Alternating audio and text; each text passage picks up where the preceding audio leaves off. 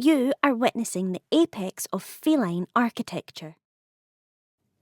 You might be tempted to ask, Coco, where are your jaunty folded ear flaps? To which I would respond, they are exactly where nature intended. Upright, scanning for the frequency of an opening tuna tin.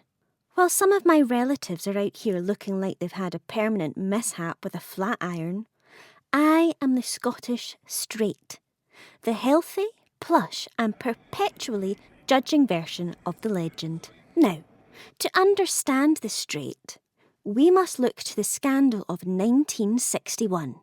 Enter Grandmother Suzy, a white barn cat in Perthshire, Scotland, discovered by a shepherd named William Ross, a man who clearly knew a high-value asset when he saw one. To the untrained eye, Suzy looked like she had a tragic encounter with a heavy book. I'll admit, she did look like she was sporting a 1920s gangster cap, but what it really was a genetic mutation that screamed, I am too fancy for normal cartilage. She was a majestic predator who specialised in looking like a depressed owl.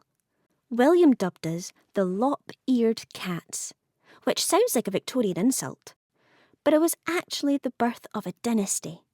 Suzy wasn't just a mouser, she was Barnus Magnificus. She spent her days in a damp, unnecessary sweater-wearing land, perfecting that stare so that I could eventually sit here and judge your kitchen tiles. But here's the twist in the genetic lime juice.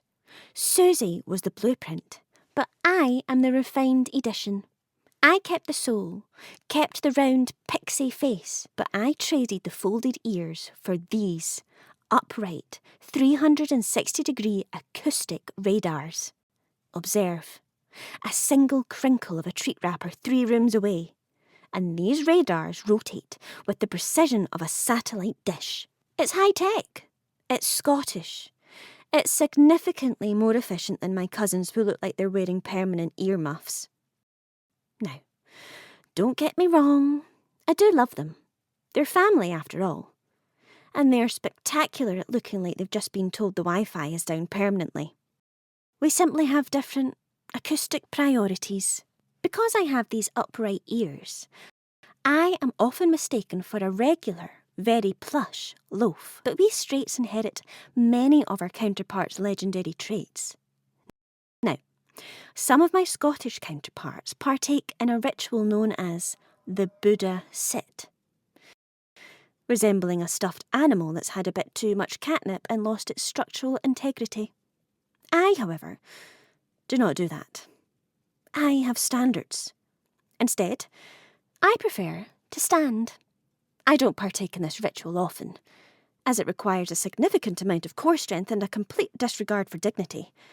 But it is necessary to get a better vantage point, usually to see if you've left a piece of cheddar unattended on the counter. It's not begging, it's high-altitude reconnaissance. Our temperament? Well, we are sweet, loyal, and quite capable of turning a head or two. We have that famous round face that makes us look like a stuffed animal come to life. And then there are the eyes. Just look at these peeps. Large, round and glowing with an innocent appearance that stays with us throughout our lifetime. We stay looking young and fresh, unlike you humans, who in the later years begin to resemble a well-leathered handbag. We keep our youthful appearance. But do not be fooled by this youthful glow. Behind this round face lies the mind of a tactical genius who knows exactly how to manipulate you into a third breakfast. So, is the Scottish straight the right choice for you? Only if you enjoy being supervised by a sentient marshmallow who knows she's better looking than you. If you can handle the judgment, I might consider letting you subscribe to see more of my daily operations.